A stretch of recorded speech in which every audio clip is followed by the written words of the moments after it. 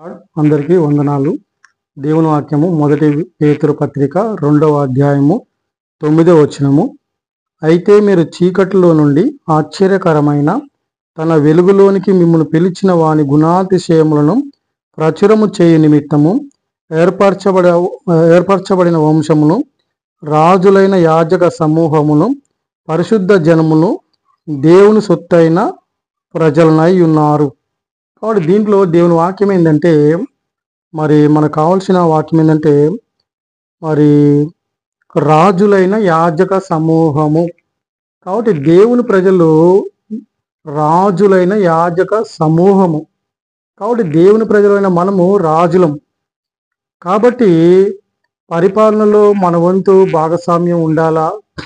పరిపాలనలో మరి మనం కూడా రాజులుగా ఉండాలా, అధికారులుగా ఉండాలా, ఎమ్మెల్యేలుగా ఉండాలా, ఎంపీలుగా ఉండాలా, ముఖ్యమంత్రులుగా ఉండాలా, ప్రధానులుగా ఉండాలా.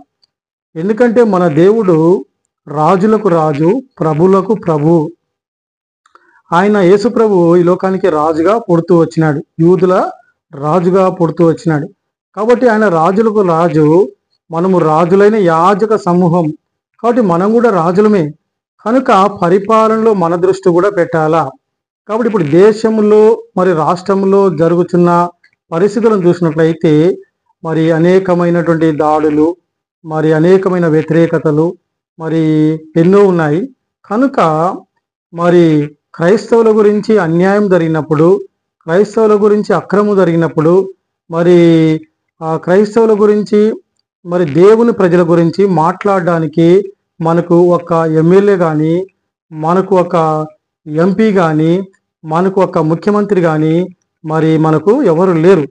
కనుక మరి మనకు కూడా మరి మనకు ముఖ్యమంత్రులు ఉండాలా, ఎమ్మెల్యేలు ఉండాలా, ప్రధాని ఉండాలా. కనుక మన వాళ్ళు పరిపాలనలో ఉంటే దైవికంగా ప్రేమ కలిగి మరి న్యాయం చేస్తారు, మనసాక్షి కలిగి మంచిగా పరిపాలన చేస్తారు.